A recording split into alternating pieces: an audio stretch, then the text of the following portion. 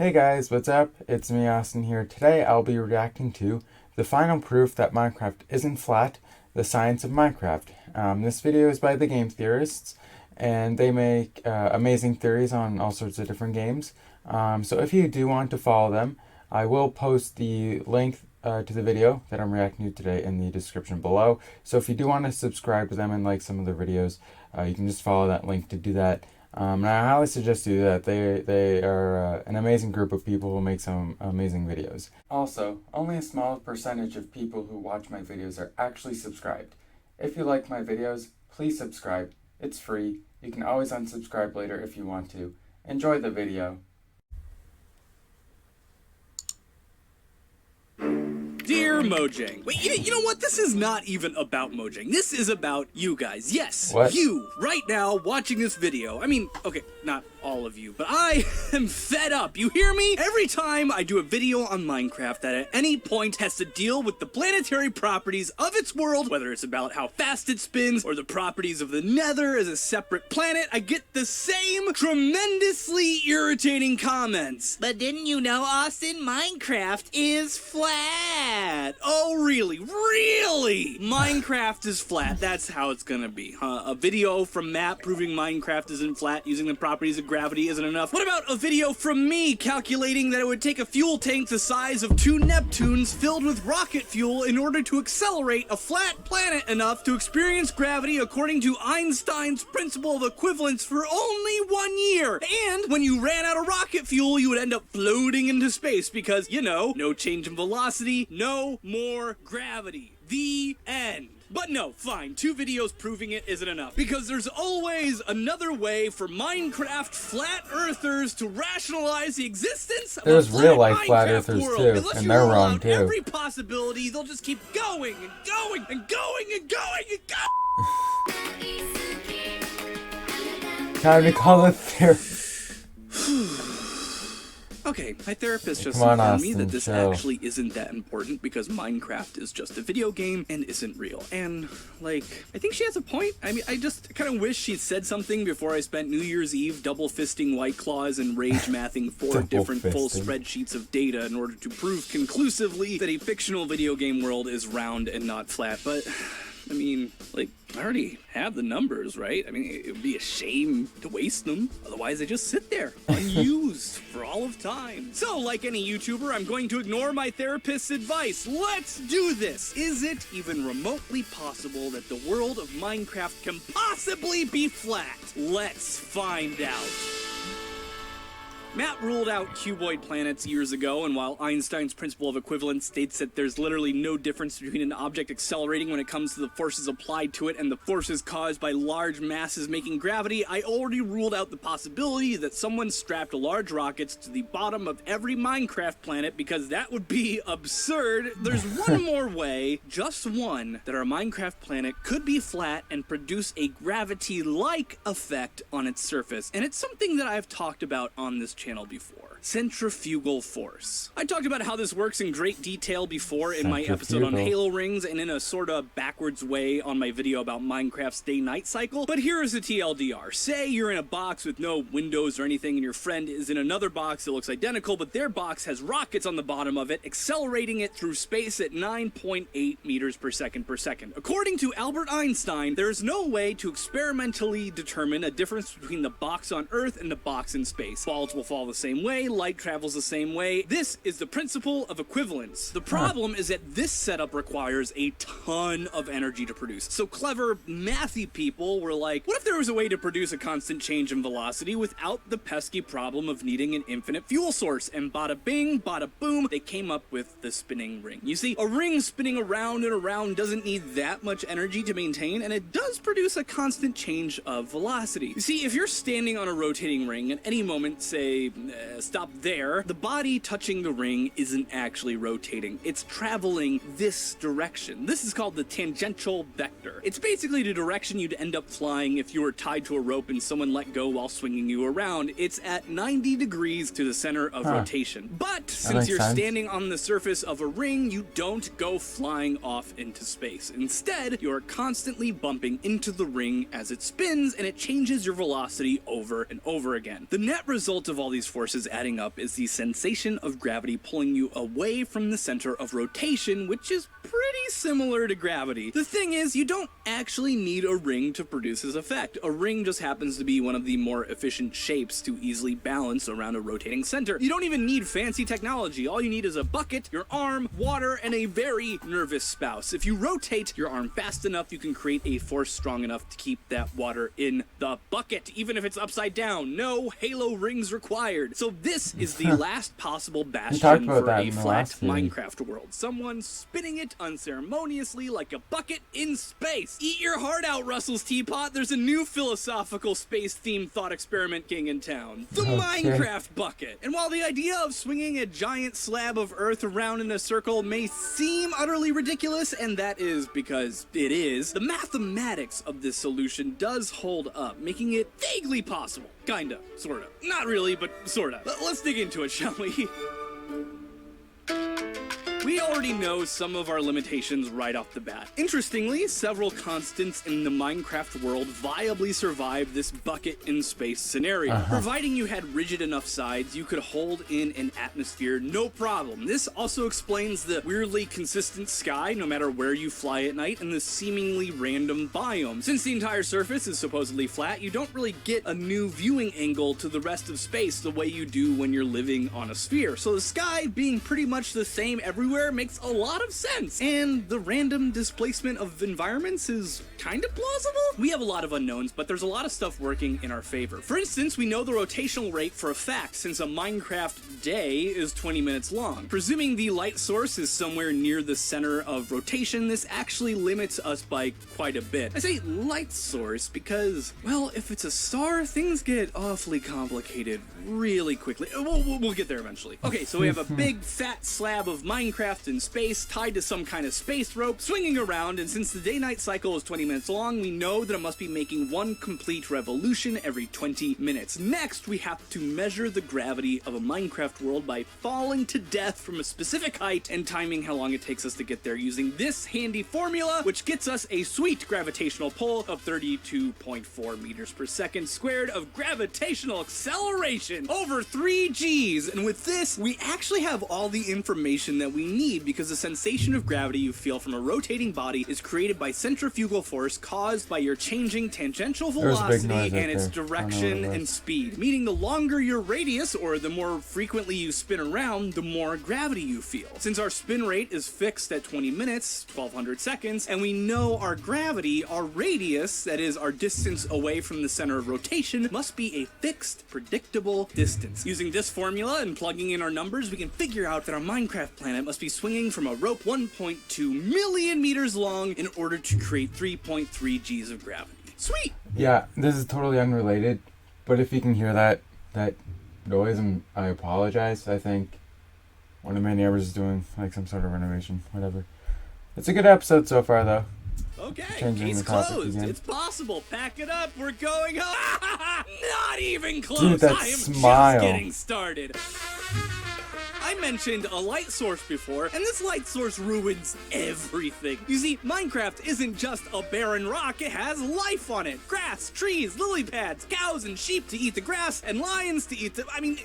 You've seen the movie. And the circle of life all starts with one thing: energy from the sun. This is the case on our planet, and it's definitely the case on the Minecraft planet. Light is an incredibly important mechanic in Minecraft. Without proper lighting, plants won't grow. Grass, which will ordinarily spread to any dirt block nearby at a regular rate, won't spread at all. Sheep, cows, and pigs won't spawn because they require grass blocks to spawn. So no light, no life. And this creates a problem. A big one, actually. The light emitted by our sun is truly immense in a way that I can't easily encapsulate in words. Stars are basically the only things that are powerful enough to emit enough energy to sustain life on a planet-wide scale. A super powerful heat lamp that's only on for 13 minutes a day in order to match the 1,368 watts per square meter of power reaching us from the sun and covering all 3.6 quadrillion square meters of Minecraft planet would need to be pumping out 4.9 exawatt megawatts of power, which, for That's so context, in 24 real-life hours, this lamp would require 53% of the total energy output created by every single power plant on Earth in an entire year, just for one real-world day of power.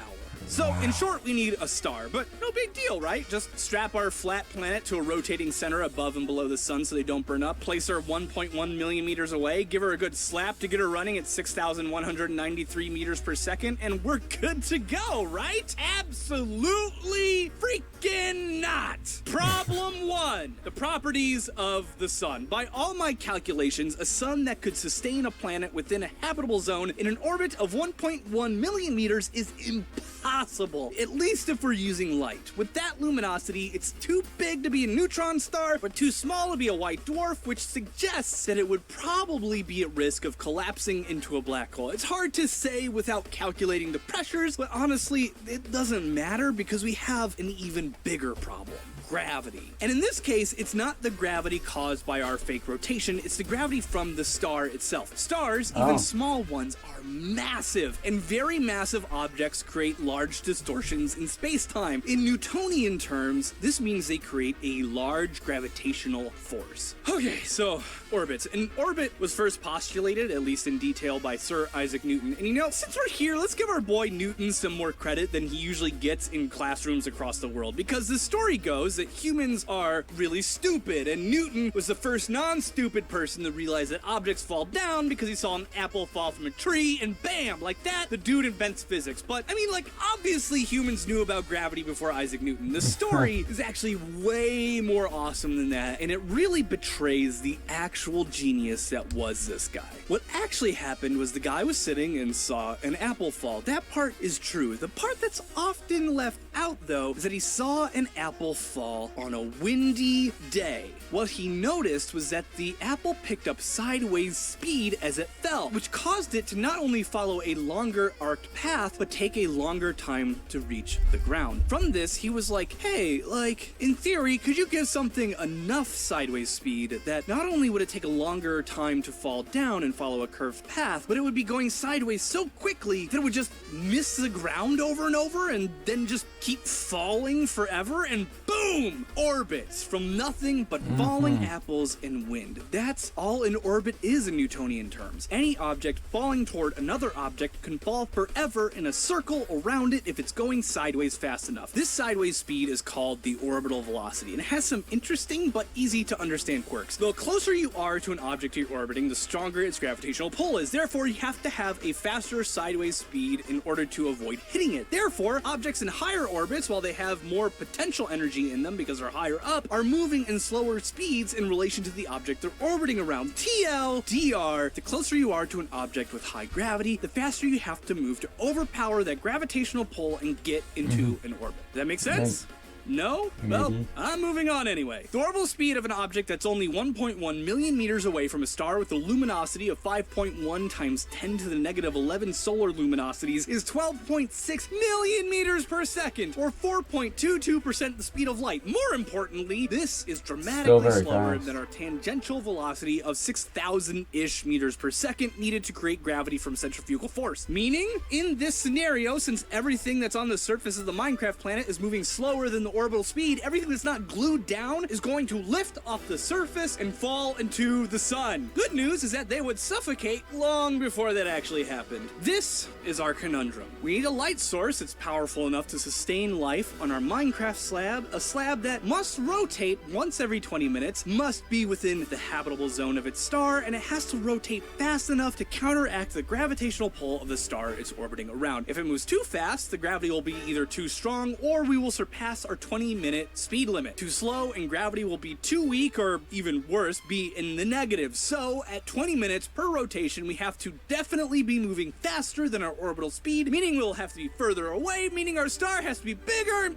it's an impossible balancing act involving this huge spreadsheet to figure out. Oh, and there's also this fun problem that if you go too high up, your tangential velocity exceeds the speed of light. So that's a no-go, and thankfully, I found the sweet spot. 32.4 meters per second squared squared gravity at only 80% the speed of light and just 46.3 billion meters away from the sun, about a third of our distance away from our sun. At this spot, you can get enough sunlight, check, tick the 20-minute rotation rate, and avoid breaking the laws of relativity, mostly. So we're good now, right? Hashtag flat planet confirmed possible? Heck no, what are you, stupid? This is totally impossible. The more energy you put into an orbit, the higher up the orbit wants to be, which is, you know, how things work. If you put more energy into an object in orbit, it won't just kindly stay in its orbital height and add a gravitational force to anybody standing on it. I mean, look, this is me in space, a Kerbal Space Program, flying at 65,000 meters per second in a circle around the sun. Is my Kerbal sticking to my ship like it's experiencing centrifugal force? No! That's because the orbit is stable. There's no change to its state. In order for centrifugal force to exist, there needs to be a change in tangential velocity. So while an orbit and a spinning ring look the same because they're both spinning circles, they behave very differently. That means we need a rope tied to something in order to keep our Minecraft planet from kicking up into a higher orbit at these speeds. And this is the ultimate doom of this stupid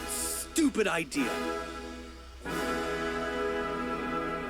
Taking into account the average sea level on Minecraft, the height of the atmosphere, and the relative densities of both, at an area of 3.6 quadrillion square meters, we're looking at a mass of around 611 quintillion kilograms. You would need a rope of titanium alloy, a material with the highest known tensile strength aside from the very difficult to mass-produce graphene. A rope capable of holding forces caused by 611 quintillion kilograms accelerating at 32.4 meters per second squared would have to be 91,923 meters thick and surround the entire edge of the Minecraft planet. Okay, so fine. Make a big, thick rope and you're good now. Right, we did it now? No, we didn't! Because aside from the fact that titanium is freaking opaque and would block the vital sunlight, a rope or a cord or pillar this thick would weigh 4.3, big number, lots of zeros, kilograms, almost as much as our sun, our real one, way more than Jupiter. It point blank would break under the forces applied to it. Its massive, mass would more than exceed the tensile limits of the material, period. No matter how thick you made it. I just started adding zeros to my numbers to see if it could work, and it couldn't, because it's freaking impossible, because we know it's impossible. Flat planets can't exist, period. It's stupid to even assume it or try it. Am I crazy here? Like, if you're gonna go through the mental gymnastics in order to justify a flat planet, it's easier to just assume it's a normal round planet floating in space. It makes way more sense. Occam's razor, you silly person. Have you heard of it? I'm gonna go call my therapist, and I swear to God, if I've you heard of suggest Occam's Minecraft razor. is flat ever again, I will freaking lose it! Sincerely, Austin. Austin, chill.